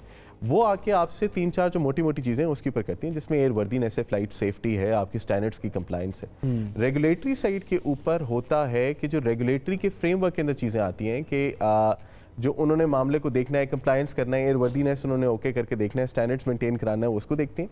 और एयरलाइंस के ऊपर आके वो सेफ्टी को देखती हैं, आपके ओवरऑल सेटअप को देखते हैं, आपके जो तमाम इंटरनेशनल रेगुलेशंस होती हैं उनके साथ कंप्लायंस आपकी होती है या नहीं होती है। यानी हर मुल्क की एक अलग कंप्लायंस है, हर मुल्क का स्टैंडर्ड दूसरे से ऊपर ही होता है। सो खास तौर पे FAA और EASA जो ये दुनिया की सुपीरियर स्टैंडर्ड्स के ऊपर आते हैं, तो जब आप इन मुल्कों में अप्लाई करते हैं तो आपको उन्हीं हायर स्टैंडर्ड्स के ऊपर जो है वो आके वो जज करते हैं। तो अगर ये ऑडिट इन चीज़ों का होता है कि एयरवर्दीनेस, फ्लाइट सेफ्टी वगैरह, और अगर ये ऑडिट नहीं हुआ 2000 मतलब आप कह रहे हैं कि 8 से, तो बाकियों को हम कैसे इस चीज़ पर सेटिस्फैक्ट्री एक तरह से वो दिखाते हैं कि भाई हमारी फ़्लाइट्स जो हैं वो सेफ़ हैं, सिक्योर हैं, वी आर ऑडिटेड। वो कहते हैं ना, कोई भी फर्म इस्टेब्लिश होती है वो कहती है हमारे अकाउंट्स ऑडिटेड हैं, आप आके चेक कर लें। तो वो बड़े धड़ल्ले से कहते हैं, तो हम उस धड़ल्ले से नहीं कह सकते थे, तो लोगों का तो बड़ा नहीं। देखें, आपकी जो फ्लाइंग ऑपरेशन है, यानी जो ऑपरेटर साइड है, PI की साइड है, उसके तमाम ऑडिट्स करंट है। करंट होते ही हैं कि अगर वो ऑडिट्स करंट नहीं होंगे तो आप उन टेरिटरीज में फ्लाई नहीं कर सकेंगे। वो अभी भी करंट है। अच्छा, वो होते रहे हैं। वो करंट पीरियडिकली होते हैं। आपकी लाइसेंसिंग तब तक नहीं होती जब तक आप वो ऑडिट अपने स्टैंडर्ड कंप्लीट नहीं करवाते। अभी भी हालांकि EASA हमें ऑडिट करने आ रहा है, लेकिन EASA के सारे स्टैंडर्ड के साथ PI ऑलरेडी कंप्लाइंट है। इवन उनका जो लास्ट ऑडिट था उसके ऊपर भी हमने उनको 100%। और वो कब हुआ था आखिरी ऑडिट? आखिरी ऑडिट इनका हुआ था 2019 के अक्टूबर में। सही है। और उस टाइम पे कंप्लायंस उसकी हुई थी। तो ये जो मतलब वही मैं समझने की कोशिश कर रही हूँ कि ये जो ऑडिट नहीं हुआ ये 2008 वाला, तो फिर या तो ये बहुत ज्यादा इंपॉर्टेंस, इसकी वो सिग्निफिकेंस नहीं है, बाकी ऑडिट जो हो रहे हैं वो रेगुलेटरी साइड का ऑडिट है। मैं थोड़ा सा मैं क्लियर में ये करना चाहता हूँ। एक होता है regulatory side, which is Pakistan civil aviation authority, जो कि तमाम एयरलाइंस को रेगुलेट करता है। उनका ऑडिट एक अलग है। जो ऑपरेटर है, जो कि पाकिस्तान इंटरनेशनल एयरलाइन है, उसके ऑडिट से अलग है। पाकिस्तान इंटरनेशनल एयरलाइंस का पीरियोडिक ऑडिट ICAO का होता है, सॉरी IOSA का होता है, जो कि IATA ऑपरेशनल सेफ्टी ऑडिट है। EASA का होता है। अगर आपने FFA यानी अमेरिका जाना हो तो उनके अलग ऑडिट्स हैं, जो कि TSA जो उनकी सिक्योरिटी एजेंसी है, UK की UK DFT है। तो हर जहां पे भी आप जाएंगे उसके मुल्क की टीम आके पहले आपको क्लियर वो सब होता रहता है। ठीक है। अच्छा, अब what next with this European union thing? अब यूरोपियन यूनियन का नेक्स्ट लॉजिकल स्टेप यही है कि उनकी ऑडिट टीम ने आना है, जिसके ऊपर हम उनके साथ अब हमने उनके एंगेज, जिस तरह मैंने आपको कहा था कि हमने रखा हुआ है, हम उनके साथ ये कह रहे हैं कि जो फर्स्ट पॉसिबल इंस्टेंस है उसके ऊपर भेजें, ताकि जल्द से जल्द हम अपनी फ्लाइट ऑपरेशन रिज्यूम कर सकें। वी आर एक्सपेक्टिंग कि अगर कोविड की सिचुएशन ज़्यादा गंभीर और ना हुई तो फरवरी या अर्ली मार्च के अंदर उनकी ऑडिट टीम आ जाएगी हमें ऑडिट करने, जिसका मतलब ये है कि इफ़ एवरीथिंग गोज़ वेल, इंशाल्लाह बाय मिड और एंड ऑफ मार्च आप देखेंगे कि हमारी फ्लाइट्स रिज्यूम हो जाएगी यूरोप और यूके यूरोप के लिए। अब आ जाते हैं हम ये टोरंटो में जो हमारा बंदा दस गया, ये क्या हुआ है? देखिए, it's very embarrassing. It is embarrassing, unfortunately. I must say that. And this has nothing to do with our airline या जो भी है, ये कोई भी हो सकता है। हमारे तो वो फुटबॉलर या पता नहीं बॉक्सर्स वो भी गायब हो गए थे। Unfortunately, you know, कनाडा एक अभी भी एक ऐसी डेस्टिनेशन है जहाँ पे आप अपॉन अराइवल असाइलम क्लेम कर सकते हैं। बाकी दुनिया के जो मुल्क हैं उनके अंदर, ये नवाज शरीफ साहब को पता है, बाकी दुनिया में जो मुल्क है वहाँ पे होता ये है कि जब आप अगर इस तरह अराइवल के बाद असाइलम क्लेम करें तो आपको डिपोर्ट करते हैं। बिल्कुल ऐसा ही। वो कहते हैं आप एक लीगल बैटल है, आप वहाँ पे जाएं, वहाँ पे थ्रू प्रोसेस अप्लाई करें, और अगर हमने आपको ओके किया तो फिर then only then you can travel. So Canada के अंदर नॉर्मली लोग ये रूट तय करते हैं, and it's not just with you know PIA crew या पाकिस्तानी क्रू। मैंने कल परसों स्टैट्स निकाले थे इस पूरे वाक़े के बाद, तो बहुत ज़्यादा एक कसीर तादाद यू नो तरक्की पजीर ममालिक के क्रू की है जो कि वहाँ पे जाके गायब हो जाते हैं, जिसमें भारतीय भी हैं, नेपाली भी हैं, जो कि जाते हैं, श्रीलंकन भी हैं, बांग्लादेशी। सुन के थोड़ा हौसला हो गया वैसे, वाकई सीरियसली कह रही हूँ। सिर्फ पाकिस्तान होता तो फिर दुख ज्यादा था। ईस्टर्न यूरोप के लोग बहुत ज़्यादा असाइलम क्लेम करते हैं, उनके क्रू भी उनकी एयरलाइंस जाती है वहाँ पे जाके वो असाइलम क्लेम करते हैं। तो unfortunately it's a bad thing. तो इस तरह की चीज़ों को कैसे टैकल करते हैं? देखिए, इसी पर हमने अभी 1 साल पहले पिछला हमारा क्रू जब गया था तो उसके बाद हमने बहुत स्टेप्स ऐसे लिए थे जो कि हमारे ख्याल में काफ़ी यू नो रोकथाम के लिए बेहतर थे, जिसमें यह था कि हम पासपोर्ट होल्ड करके रखते थे, स्क्रूटनी 24 आवर्स हम रखते थे, सीनियर क्रू की जिम्मेदारी होती थी कि अपने क्रू का वो ले, क्रू की वेटिंग होती थी इस रूट के ऊपर ऑपरेट करने से पहले कि उनका कोई इस तरह का कोई पहले ट्रैक रिकॉर्ड ना हो, कोई इस तरह की चीज़ ना हो कि उन्होंने कहीं इमिग्रेशन ऑलरेडी अप्लाई की हुई होगी, किसी तरह की इंटेंशन उनकी स्टैब्लिश हो। और उसके अलावा हम पर्सनल श्योरिटी बॉन्ड, इनेमिटी बॉन्ड, हम ये तमाम चीज़ें लेते थे उनकी फैमिली मेम्बर से, किसी एग्जामिन को दरमियान में डालते थे कि इन केस अगर यू नो ये डिफेक्ट करेगा तो इसके बदले को दूसरा तो इस शख्स के साथ इसके साथ सब चीज़ें, इसकी तमाम चीज़ें हमारे पास हैं, इसका पासपोर्ट भी हमारे पास है, इंडेमनिटी भी इसने हमें सबमिट कराई हुई है, बट स्टिल लेकिन मतलब वो तो अब तो बंदा चला गया ना, पासपोर्ट का तो आप कुछ नहीं कर सकते, अब तो वो जाकर अपना असाइलम क्लेम करेगा, जो भी करेगा कुछ। लेकिन बात ये है कि जो लोगों को भी ये बात समझनी चाहिए कि वहाँ पे जाने के बाद अगर आप असाइलम क्लेम करेंगे तो 100% श्योरिटी नहीं होती कि आपको असाइलम मिल जाएगा, you know, without any documentation जो कि उसको प्रूव कर सके वो कहाँ आया है या उसके साथ कौन सा ऐसा रीजन है जिसकी वजह से वो असाइलम क्लेम कर रहा है, it will not be easy. अच्छा, वो ही उसको टफ टाइम मिलेगा अभी आगे, वो शायद बेवकूफ़ी और प्रोबेबली वापस ही आना पड़े उसको, शायद आना पड़े, लेकिन फिर अगर वापस आएगा तो फिर डिपोर्टेशन की यहाँ पे भी जेल होती है। तो बिल्कुल डिपोर्टेशन की जेल अलग होनी चाहिए, और PIA जैसे पाकिस्तान का कौमी एयरलाइन, उसकी क्रेडिबिलिटी को, उसकी रेपुटेशन को हार्म करने की अलग जेल होनी चाहिए, मुकदमा। अनफॉर्चुनेटली इदारा बदनाम होता है, मुल्क बदनाम होता है, इवन आप अपनी फैमिली वालों के लिए बहुत ज़्यादा बदनामी करते हैं। अभी आप देखें उनकी तस्वीर टीवी के ऊपर कल रात से आ रही है, पूरी दुनिया को पता लग गया है कि जी उन्होंने ये काम किया। That's not very okay. बहुत शुक्रिया अदा करेंगे अब्दुल्ला खान साहब, वक्त दिया आपने। नाजरीन वक्फा लेते हैं, वक्फे के बाद दोबारा हाजिर होते हैं।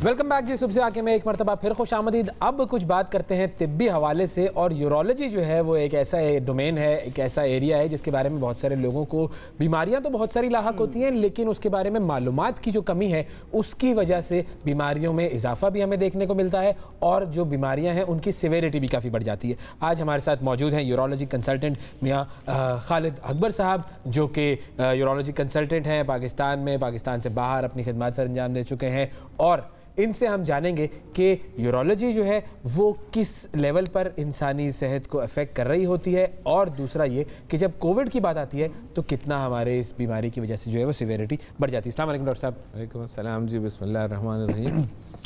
सर सबसे पहले तो हम चाहेंगे कि अगर एक छोटा सा इंट्रोडक्शन आप अपना, जो कि आप हमें बता रहे थे अभी कि आपने कहाँ कहाँ पर काम किया, और नाज़रीन यकीन करें कि वो इतना लंबा था कि हमने सोचा कि हम डॉक्टर साहब को खुद कहेंगे कि सर अपना तजर्बा खुद हमारे नाज़रीन के लिए बयान करें। तो मैं कभी कैसे हूँ, चारसदा से हूँ, कैरेट कॉलेज से पढ़ा था, फिर खैबर मेडिकल कॉलेज से, फिर इंग्लैंड में आई वाज फॉर 18 ईयर्स, वहाँ से royal college of surgeons Edinburgh से जनरल सर्जरी में फारसीएस किया, फिर यूरोलॉजी में किया।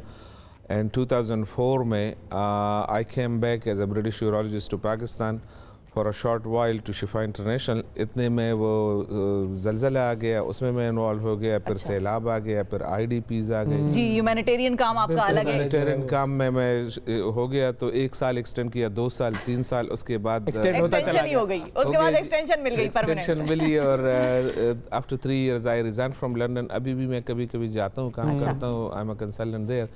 अब मैं 2004 से 20 तक शिफा इंटरनेशनल में था।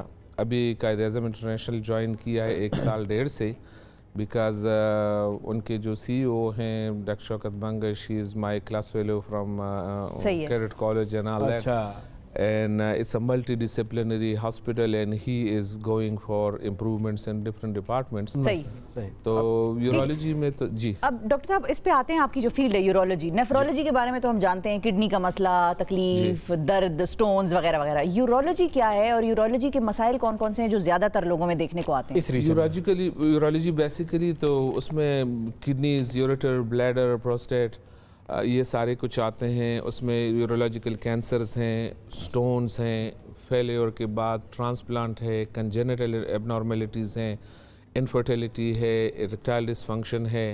तो it's a huge vast field. सही है। और आजकल तो जो मल्टी डिसिप्लिनरी अप्रोच है ऐसे हॉस्पिटल्स में, जैसे कायद-ए-आज़म इंटरनेशनल है, या वो है शिफा है, या आगा खान है, तो अब तो सारा मल्टी डिसिप्लिनरी अप्रोच है। जैसे हमारा यूरोगाइनेकोलॉजी अदर है, पीडियाट्रिक के साथ यूरोलॉजी अलग है, कंजेनिटल एनोमलीज अलग हैं, transplant and reconstruction is another field. लेकिन जो अच्छी बात है वो ये है कि शायद आर्मी के अलावा हमारे पाकिस्तान में मेडिसिन ऐसी फील्ड है जिन्होंने अपडेट अपने आप को पूरी दुनिया के साथ रखा हुआ है, एस्टेब्लिश, कि मेरे ख्याल में 99.9% चीज़ें ऐसी हैं जिसके लिए आपको अगर अब अमेरिका या इंग्लैंड या UK या कहीं जाना नहीं पड़ता। वाकई दे आर ऑल अवेलेबल इलाज के लिए, विद द सेम, मुल्क से बाहर नहीं जाना चाहिए, बिल्कुल नहीं जाना चाहिए, विद द सेम क्वालिटी। सही है, ये सबको पैगाम है। आप यकीन करें कि मैंने सईद अख्तर साहब के साथ 6 साल वॉलंटरी ट्रांसप्लांट किया है। जो चीज़ यहाँ 6 लाख रुपए में होती है, अगर if you go to America 1 crore से ज़्यादा खर्चा आएगा। हमारे सारे प्रोग्राम्स और सब कंसल्टेंट्स जो हैं वहाँ से क्वालिफाइड है। जैसे अभी कायद-ए-आज़म में जितनी भी कंसल्टेंट हैं वो अमेरिका और इंग्लैंड में 10-10, 15-15 साल कंसल्टेंट जॉब पे रहे हैं। ओके। तो all the facilities, multi disciplinary team work, everything is available. ठीक है, बिल्कुल सही है। लेकिन बेसिक लेवल पे जो हमारा प्रॉब्लम है कि इनिशियल डायग्नोसिस और वक्त पे डायग्नोसिस, अगर वो सिस्टम ज़रा बेहतर हो जाए, लिएज़ान उसके साथ हो जाए। लेकिन डॉक्टर साहब, कुछ बीमारियों के बारे में बात भी बड़ी कम होती है, अवेयरनेस भी बड़ी कम है। हमें पता है बीपी है, हार्ट है, ये तो बहुत सामने बीमारियां नजर आ जाती हैं। हार्ट अटैक हो गया, ब्लड प्रेशर बढ़ गया, कोलेस्ट्रॉल, लोगों को पता है।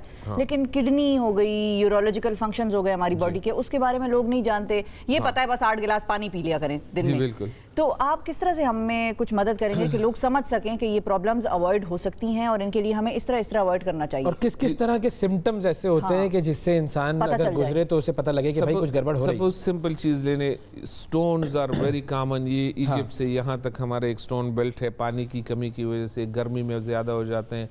अच्छा। उसमें बहुत ज्यादा हो जाते हैं, रमजान में बहुत ज्यादा हो जाते हैं, overwhelming majority are because of those. तो अगर आप वक्त पे उसको डायग्नोज करें तो they are all treatable diseases. The same goes for cancer. Suppose किसी को ब्लड आया यूरिन में, तो you have to outrule bladder cancer, renal cancer and all that. और उसमें सारा ये है कि all cancers are treatable, completely treatable if you catch them early. तो अगर वो जल्दी सी किसी ऐसे डिपार्टमेंट में जाए जहां आप अर्ली कैंसर्स पकड़ें, जैसे मैं 20 साल से इधर हूँ, तकरीबन तमाम के तमाम cancers 99% they are completely curable if they are referred early stage, and you catch them early and you treat them. लेकिन लोग इग्नोर कर लेते हैं। स्टोन्स की वजह से people lose their kidneys। सही है। इसी तरह जो है सपोज इनफर्टिलिटी है, वो भी मार्केट में बहुत ज़्यादा हो मतलब प्राइवेट सेक्टर्स बहुत ज़्यादा आ चुके हैं और दूसरे कुछ जेन्युइन लोग नहीं हैं, वो नहीं है। इसी तरह कंजेनिटल एनोमलीज हैं, फिस्चुलास हैं, दूसरी चीज़ें हैं।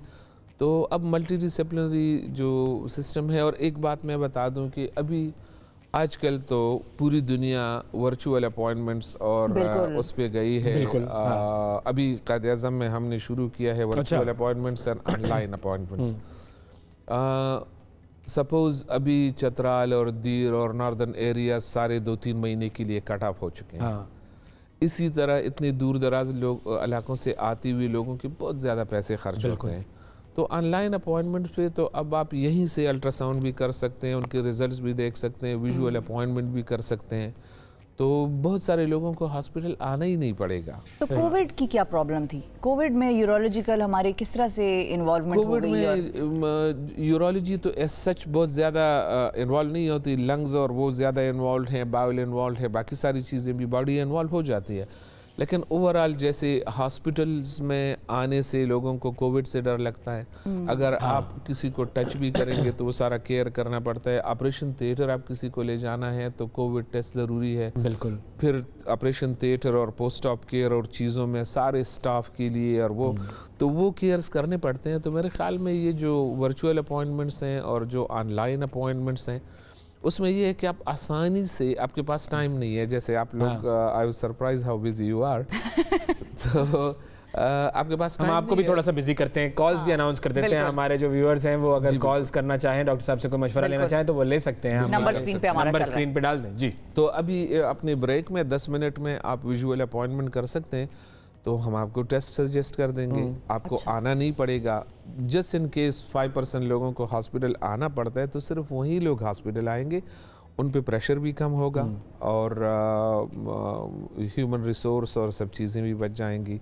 तो स्पेसिफिकली कोविड के लिए तो मेरे ख्याल में यही सोल्यूशन है जो अभी कायद-ए-आज़म हॉस्पिटल में हम स्टार्ट कर रहे हैं।